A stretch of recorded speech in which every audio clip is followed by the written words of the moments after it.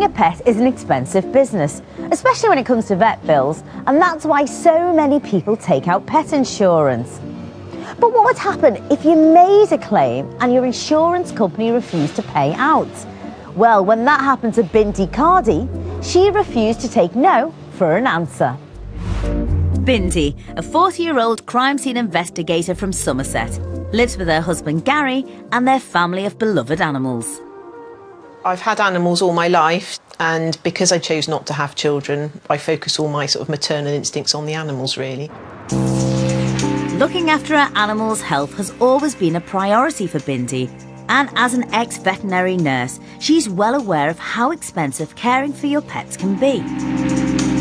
I was always a great advocate of pet insurance and thought that it was a good way of being confident and happy that if something happened to your animal, you could get them treated and not have to worry about the costs that were involved.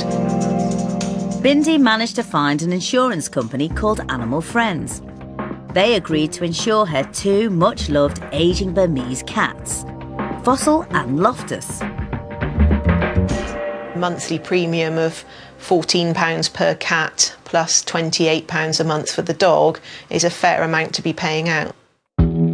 So when Fossil sadly died, and within a week her Burmese companion Loftus started to behave strangely by pawing at his mouth, Bindi acted immediately and took him to the vet.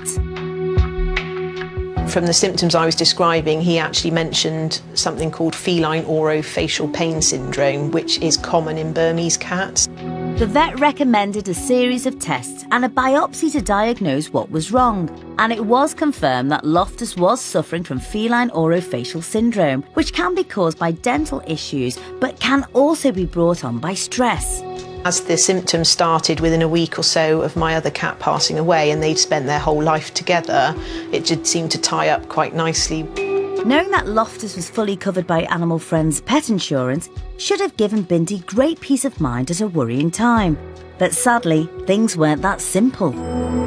I was sort of expecting that there might be some problems with this particular claim, especially as it related to the mouth area, as I'm well aware that they wouldn't pay out for dental and gum treatment. Although Bindi's policy didn't cover dental problems, the vet's diagnosis and research she had done herself meant Bindi was confident Loftus's pain was stress-related. So she put in a claim for £490.04. Whenever a pet claim form is sent in, it has to be accompanied by the full history for the pet that the vet's taken. And unfortunately, they wrote back initially to say they were refusing to pay the claim because I was claiming for routine dental treatment, and Loftus had had treatment 9 months previously, and that may very well be the cause of what I was claiming for now as well. But Bindi was sure that the dental work done previously couldn't have caused this later suffering. I was angry to start with, but I was adamant that I was going to take it further because I knew that I was entitled to have that money back. And so began an 8-month battle with Animal Friends to prove to them that the cause of Loftus's complaint was due to stress and not painful teeth. Bindi was determined not to take no for an answer and spoke to the financial ombudsman, who advised her that she would have to go through to the second stage of the complaint, to the underwriters of the insurance company, before they could help her.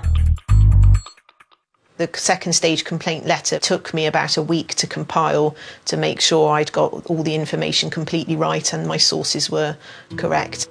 The underwriters acknowledged receipt of Bindi's letter and informed her that they would deal with her complaint within 8 weeks. Around the end of May, they had started to deal with certain aspects of the claim and say that they would pay out part of it. However, they were still disputing other aspects of the claim, and there was a little bit of tweaking before eventually they did give in. From beginning of December to the end of June, that's how long it took to get the money back. Animal Friends paid out the money requested minus £69 excess on the policy, and they also applied a 35% reduction because Loftus was an older cat. So in the end, Bindi received just over £273. It would have been really easy for me to just give up at a very early stage with this claim, but I really wanted to make sure that I fought the battle, get your facts right, put in a good argument, and it's definitely worth the battle. Good for you. So thanks to Bindi's dogged determination and passion for her consumer rights, this insurance company's argument lost all its bite. We contacted Animal Friends and they said information suggested that the cause of Loftus's symptoms was the result of dental or gum issues excluded under the policy. Mrs. Carty then supplied additional information.